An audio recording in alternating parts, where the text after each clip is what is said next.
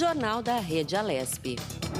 Bem, agora o Jornal da Rede Alesp, vai conversar agora com Eugênio Melo, que ele é diretor científico da FAPESP, que é a Fundação de Amparo à Pesquisa de São Paulo, e ele fala sobre a fundação que se une à ONU em Comitê Global. Bom dia, Luiz. Bem-vindo ao Jornal da Rede Alesp. Bom dia, é um prazer estar aqui com vocês.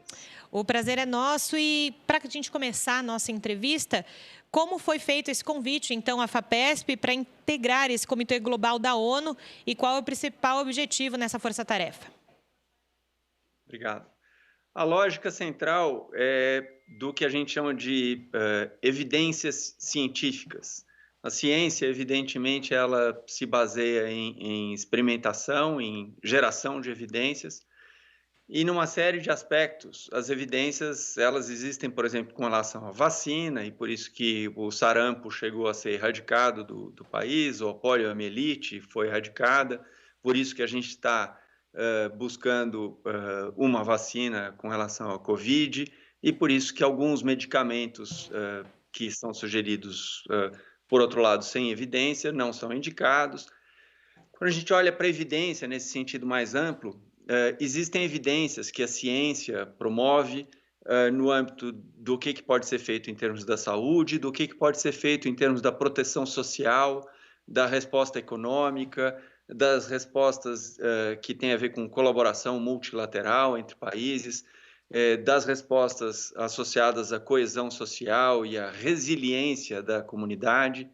E a FAPESP foi convidada muito pela sua atividade, que é reconhecida internacionalmente. É importante frisar que a FAPESP é a única agência de fomento à pesquisa do Brasil convidada, e isso é o fruto do trabalho de várias décadas e do apoio que a FAPESP recebe do governo do estado de São Paulo, e especificamente no nosso caso, o convite foi feito para as evidências que existem com relação à proteção social e serviços básicos.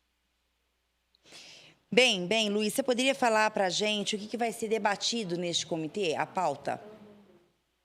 Então, esse comitê ele reúne representantes de 8 países, esse especificamente tratando de proteção social e serviços básicos. E eu vou dar um exemplo. O Brasil tem um programa de longa data de suporte a famílias em situação de pobreza, mesmo agora, nessa época, e em função do Covid, e dado o nível de queda da atividade econômica, foi proposto e vem sendo concedido um apoio de R$600 para as pessoas, para as diferentes famílias. Esse tipo de apoio, ele é uma atividade que, qual é a evidência de que ele funciona? Será que as pessoas que vão receber esse apoio não vão ficar acomodadas e não vão deixar de procurar emprego? Qual a evidência de que isso de fato contribui para a economia? E, na prática, parece fazer sentido essa ideia de você ajudar as pessoas carentes e, por outro lado, você precisa mostrar que, de fato, isso ajuda e isso não gera uma acomodação.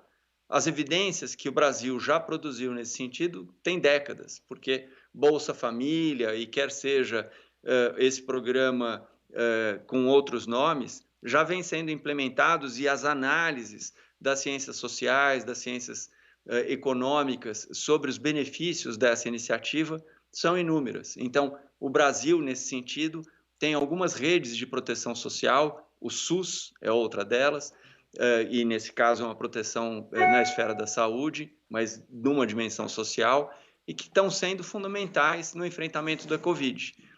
A evidência científica para isso é uma das atividades que a FAPESP contribui para ser gerado, e é isso que a FAPESP está contribuindo nesse fórum.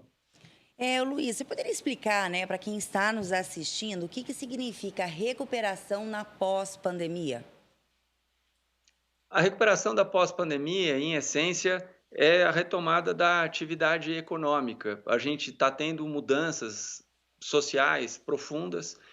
O emprego, conforme a gente conhece, ele já vinha sendo modificado. Luiz. O emprego foi modificado desde a época da Revolução Industrial, quando as máquinas entraram e substituindo uma parte importante do trabalho humano. Foi esse esforço das diferentes revoluções industriais que permitiu à sociedade, à civilização humana, alcançar o estágio de bem-estar e benefício que a Luiz, gente tem hoje.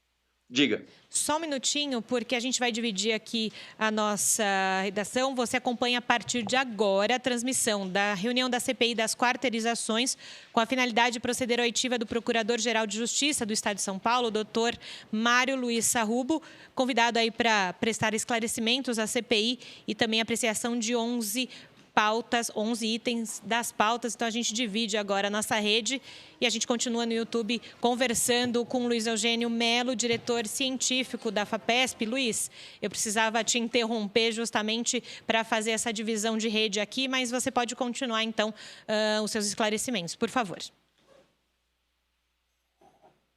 A sociedade e a maneira da interação entre as pessoas, entre as empresas, a sociedade está mudando. A epidemia do Covid veio acelerar essa mudança e é muito importante que a gente consiga estabelecer as novas formas de funcionamento da sociedade, os novos mecanismos de trabalho, tudo isso você tem ciência por trás, você tem a produção de conhecimento e é esse o conhecimento que está sendo discutido nesse Comitê das Nações Unidas. Agora, Luiz, você falava no início da nossa entrevista e salientou que a FAPESP é o único órgão de pesquisa, instituição de pesquisa do Brasil que está participando desse comitê com a ONU. O quanto participar desse comitê internacional para debater esses temas coloque e evidencia a FAPESP aí, né, diante da comunidade científica do mundo todo? Então, eu acho que esse é um ponto central. As coisas elas são conquistadas ao longo de vários anos ou de várias décadas. Essa representatividade, essa capacidade de se posicionar como um porta-voz de uma comunidade ampla tem a ver com a capacidade dessa comunidade, com a competência dessa comunidade. E então é com muita honra que, nesse momento, eu, à frente da diretoria científica da FAPESP, aceitei esse desafio. Mas nada disso acontece de forma mágica. Nesse momento, inclusive, a Assembleia Legislativa do Estado de São Paulo está discutindo o orçamento do ano que vem. Nesse orçamento, a FAPESP, por força da Constituição do Estado de São Paulo, ela recebe 1% dos tributos que são arrecadados no Estado de São Paulo, pelo Estado de São Paulo. A dotação orçamentária da FAPESP é fundamental, vem sendo fundamental para que ela consiga fazer essas atividades. Nesse sentido, a FAPESP é única, porque ela foi a primeira fundação de amparo à pesquisa em todo o Brasil, no nível estadual, e em função da FAPESP, o Rio de Janeiro, Minas Gerais, Rio Grande do Sul, Pernambuco, Paraná, Santa Catarina, assim, todas as unidades da federação criaram uma fundação de amparo à pesquisa inspiradas na FAPESP. Mas de todas elas, a FAPESP é a que tem mais tradição, é a que funciona melhor, muito em função dessa tradição e muito em função do apoio que o legislador paulista e que o executivo paulista dão para a fundação. Luiz, com a sua experiência, né, como que será a visão do mundo sobre a produção científica no Brasil no pós-pandemia? Claramente, a pandemia ela mudou a maneira das pessoas trabalharem. Muitas delas têm trabalhado a partir de casa. Um aspecto que as pessoas falam do equilíbrio entre a vida profissional e a vida pessoal. Esse equilíbrio ele foi profundamente alterado pela pandemia e ele vale para qualquer trabalhador. Tanto faz ser um trabalhador da área da ciência ou é um trabalhador de qualquer outra área da atividade humana. Uma parte importante dessa atividade foi perturbada, é muito difícil. Digamos que você está na sua casa, que seus filhos não estão na escola e que seus filhos estão do seu lado querendo atenção, naturalmente. E como você vai conseguir dividir o seu tempo, como você vai conseguir fazer as coisas que você tinha que fazer, ter a concentração que você precisa ter para conseguir fazer o trabalho. Tudo isso requer a capacidade de adaptação, as pessoas vão ter que aprender a existir nesse novo momento, nessa nova época, onde a vida profissional e a vida pessoal coexistem e, às vezes, no mesmo espaço físico. Agora, Luiz, você na sua fala também tocou num ponto importante, falou desse momento que a Assembleia Legislativa está voltando à Lei de Diretrizes Orçamentárias, a importância desses recursos para a FAPESP. E aí a pergunta para você é o quanto o incentivo a longo prazo, não só da FAPESP, mas da comunidade científica brasileira, é essencial e chegou nesse momento em que a gente viu que quando começou a pandemia aqui, tanto a FAPESP quanto os outros produtores de ciência aqui no Brasil se movimentaram, os pesquisadores se debruçaram, estão debruçados aí 24 horas em busca de soluções que ajudem essa pandemia da Covid-19. Então, assim, o quanto também é importante essa questão de políticas públicas e recursos para a comunidade científica do Brasil daqui para frente também. É fundamental. A FAPESP, assim que a epidemia ficou clara, a natureza global dela e caracterizando uma pandemia, a FAPESP lançou um edital de 30 milhões de reais. Nesse edital, vários pesquisadores, várias empresas, pequenas empresas, apresentaram propostas de solução. Eu vou citar uma dessas empresas, o nome dela é MagnaMed. A MagnaMed, ela recebeu um contrato do governo federal para produzir 6.500 respiradores, um contrato de mais de 230 milhões de reais. Mas você não faz isso magicamente da noite para o dia. Essa MagnaMed já tinha sido investida pela FAPESP em 2009. Quem, em 2009, imaginava que a gente ia ter uma epidemia como a gente está tendo agora? Esse investimento, como você bem disse, é um investimento de longo prazo. Fazer ventiladores, fazer respiradores é importante. Agora, nesse momento, é ainda mais importante. O investimento em ciência, ele pode parecer, puxa, aquele pesquisador, aquele cientista está pesquisando uma coisa que não é importante, que não é interessante. Toda a produção de conhecimento é importante. E hoje a gente consegue ter muita clareza de por que, por exemplo, fazer ventiladores é importante e é relevante. Um país como o nosso, um estado como o nosso, não pode se dar ao luxo de ficar dependendo de fornecedores externos. A gente viu para máscara para as pessoas usarem, e especificamente era uma máscara N95 que se falava, mas não tinha no mercado. Você podia, com o dinheiro que quisesse, querer comprar de outros países no exterior, não tinha para vender. Então, nesses casos, ou você tem a capacidade interna de produzir, ou você fica refém de alguém que vai produzir lá fora. A própria capacidade de produção de vacinas. A FAPESP está em negociações com o Instituto Butantan para apoiar o estudo da fase 3 da produção de vacinas, quer dizer, da investigação da efetividade dessa vacina da Sinovac aqui no estado de São Paulo e em outras unidades da federação. Volto para esse aspecto. Se a gente não tivesse um instituto como o Butantan, e que é apoiado fortemente pela FAPESP em vários projetos ao longo das últimas décadas, capacitado para reagir, a gente ia ficar no Deus dará, esperando o maná cair do céu, alguma agência internacional talvez se apiedar de nós para oferecer o acesso à vacina e por aí vai. Tudo isso é questão de soberania nacional para a gente conseguir ter independência, ter capacidade de resposta. E esse investimento da FAPESP, ele é feito, como eu disse, há décadas. E ele só pode ser feito de forma consistente porque o governo do Estado entende a importância, a Assembleia Legislativa, o Executivo, a sociedade como um todo, a importância de ter uma fundação como a FAPESP. Bem, Luiz, você está falando isso, né? Você acha que depois também o pós-pandemia, o governo ele vai estar olhando, como você já disse, que hoje ele já olha, né? Mas hoje, nesse momento que nós estamos vivendo, o governo está vendo a importância da pesquisa, da produção científica para o Brasil e para a nossa própria segurança e independência.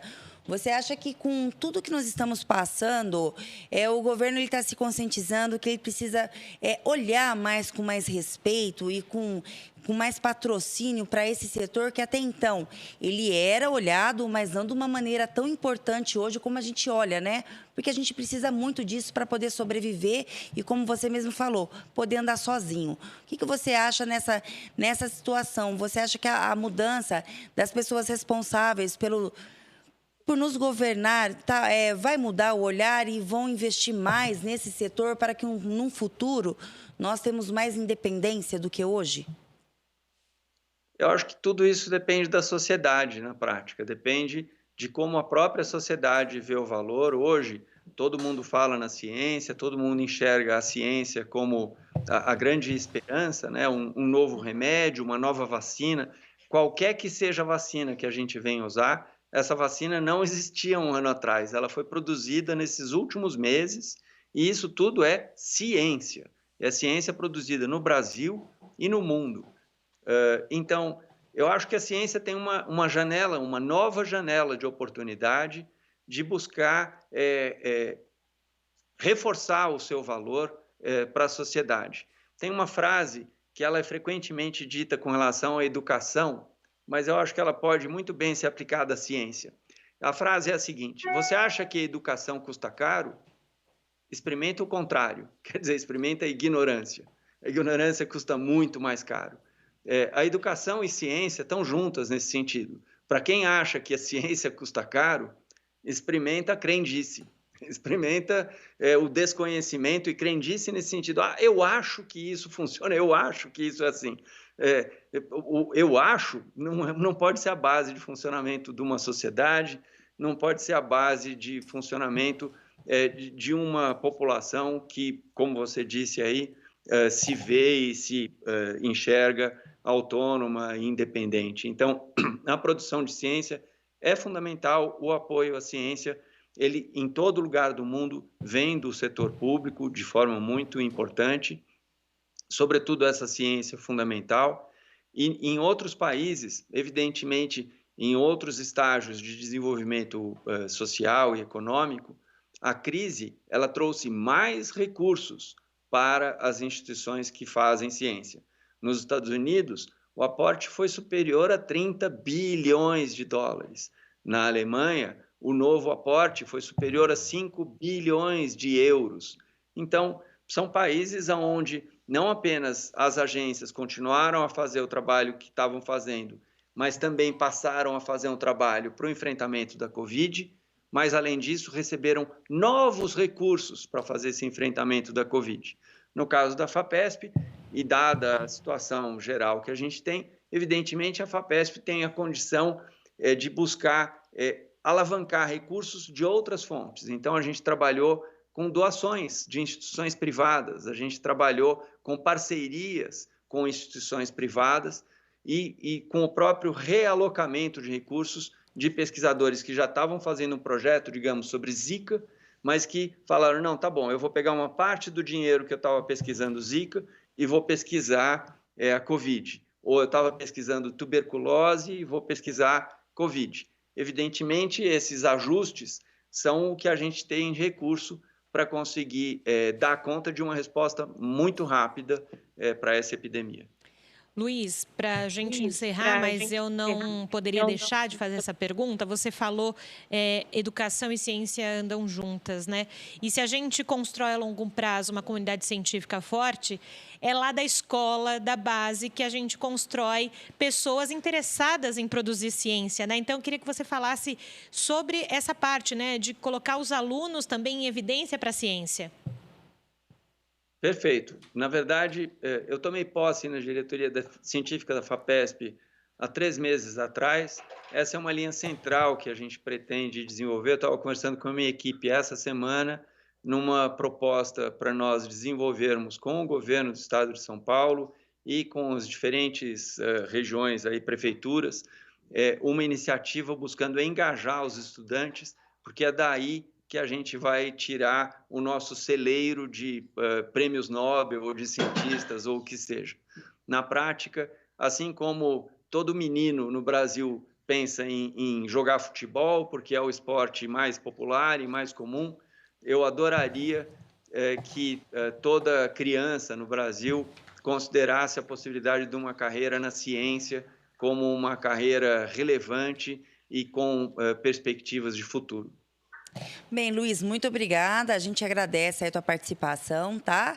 Até uma próxima entrevista aí. Muito obrigada por todas as informações e tenha um bom dia. Eu que agradeço. Bom dia para vocês também. Obrigada, Luiz.